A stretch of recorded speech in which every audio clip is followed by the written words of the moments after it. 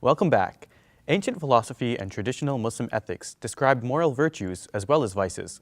What does modern psychology have to say about virtues?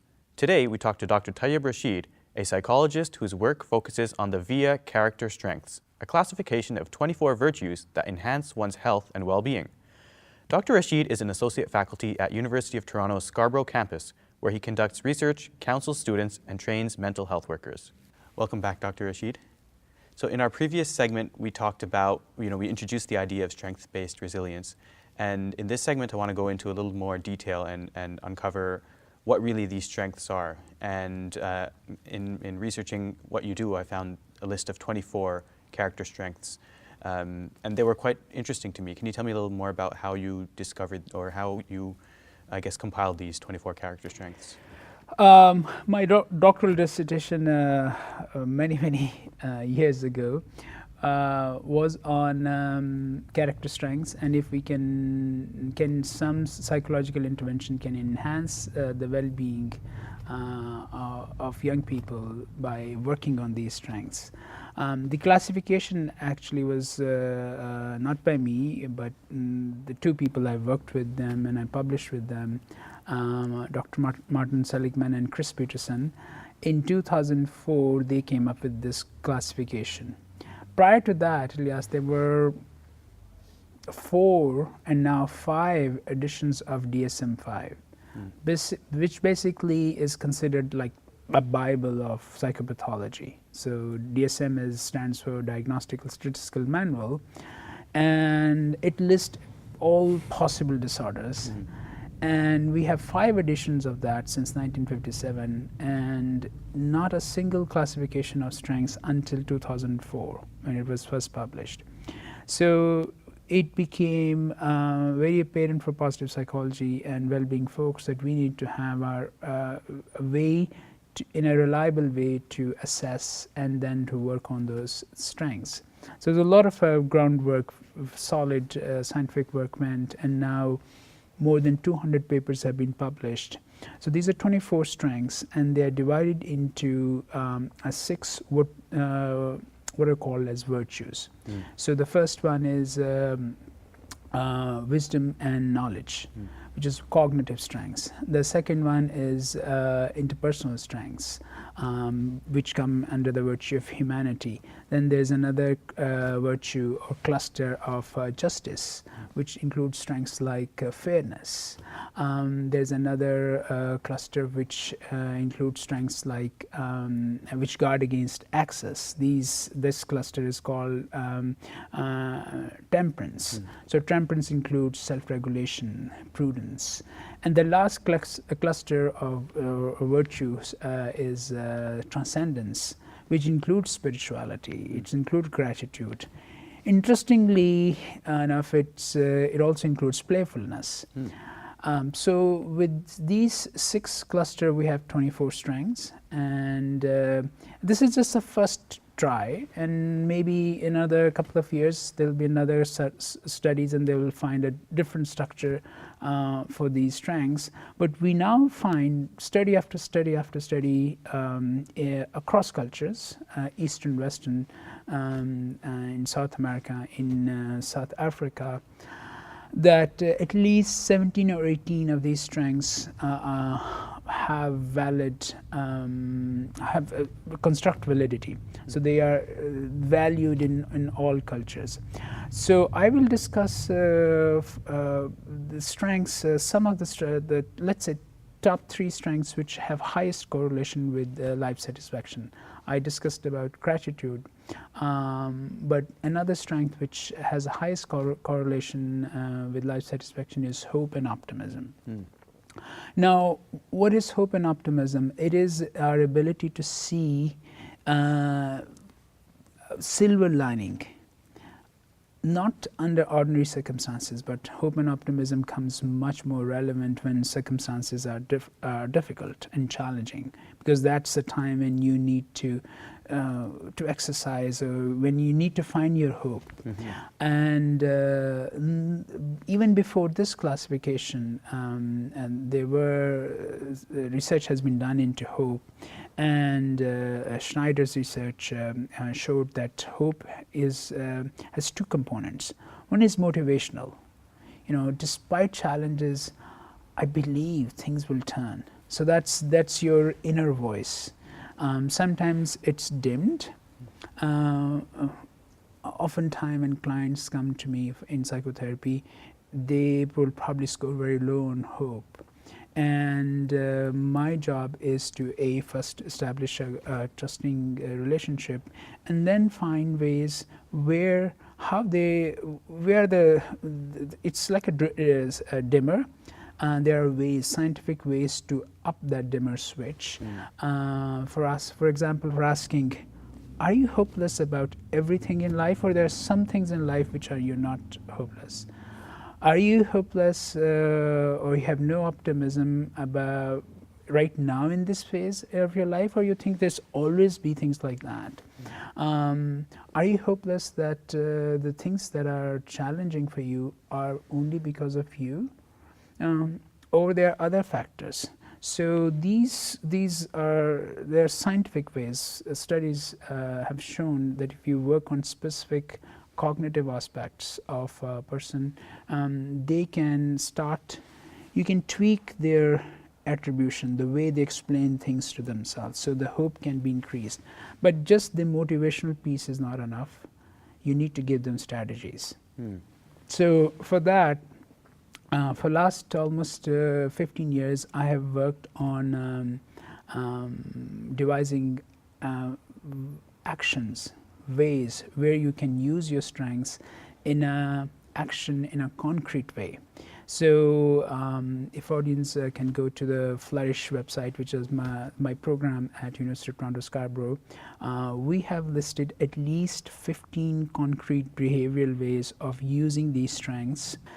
Then very important part in using your strength is not to use it in a balanced way.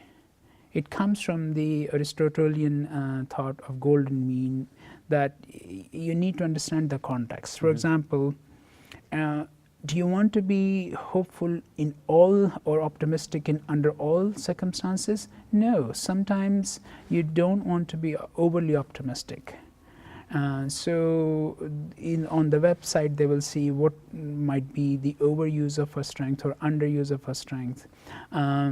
Forgiveness is another strength where too much of forgiveness is not good, or too little of it is not good.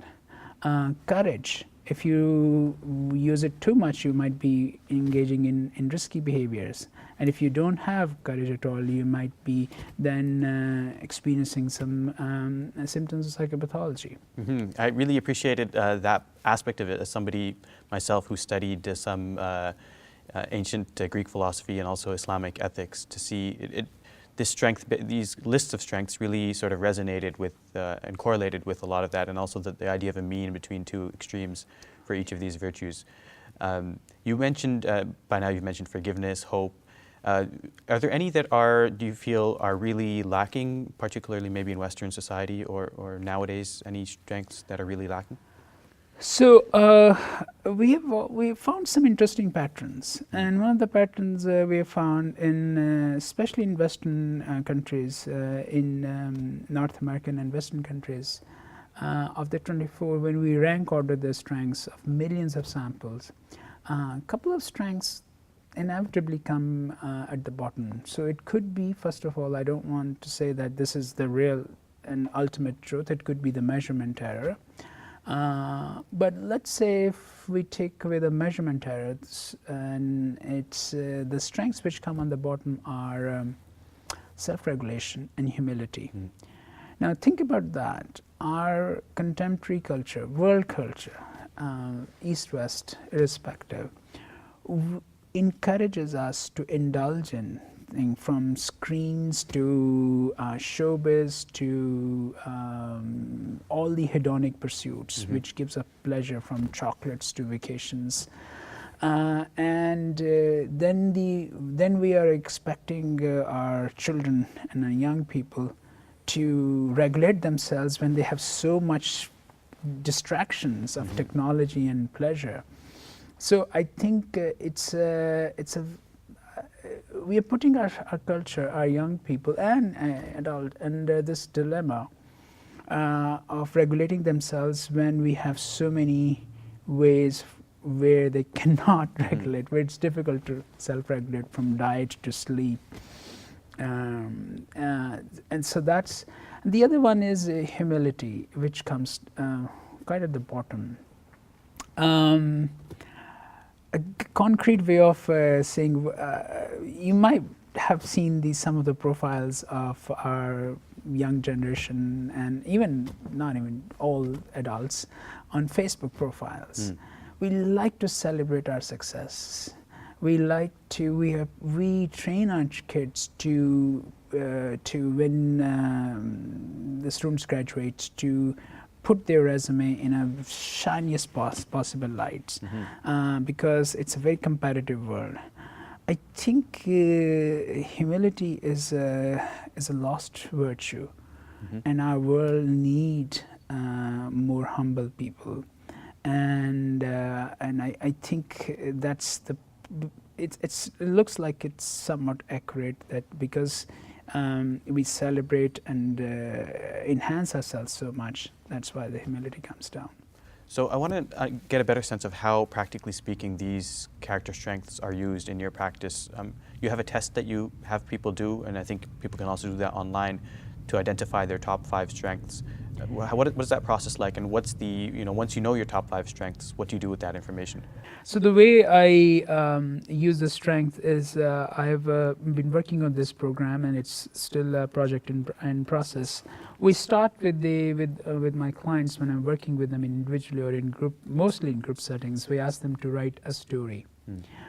We don't ask them to identify strengths, just write a story about resilience when you overcame a challenge. And then we pick up some of the what I call mental weeds, which refrain them, which are sort of barriers for them to realize their resilience and strengths. At that point, then we come to the third stage and ask them to assess their strengths. But I don't just assess strengths from single perspective. I incorporate strengths identified by the person, by their at least 2, a family member and possibly a friend, and then a couple of other ways. So it's a lengthy, detailed process, because we live in a complex interpersonal world. Sometimes we don't recognize our strength, and others can do. And this is a critical part in the program, where they start using their strengths towards solving their problems, putting them into action, and especially in building healthier relationships. And ultimately, how can you use your strengths to understand what's your purpose in life? And so the way we do it, use your strength to be the sort of person that you would like to be remembered, or to be the sort of person that you would like to be in 10 years from now, 5 years from now. Very interesting. So you use the strengths basically to identify your purpose in life, and that then, I guess, helps you to live with a more positive and meaningful outlook? Exactly. If you look at the sequence, this is the theoretical sequences to pull the mastery, to pull the strengths from the past when you overcome a challenge. Understand yourself better, and then how you can go forge ahead in life by identifying your purpose towards something that is good for you, but essentially for others as well. So it starts with person, and it enlarges with the others. Okay, and if somebody wants to learn more about all of this, where can they go? So I have 2 websites. They can go to Strength-Based Resilience. There are some resources on this website, but you will find many resources about assessing your strengths, and connected with the relevant resources on the Flourish website, which you can see the URL on the screen. Okay. All right. Wonderful. Thank you so much, Dr. Rashid. Thank you.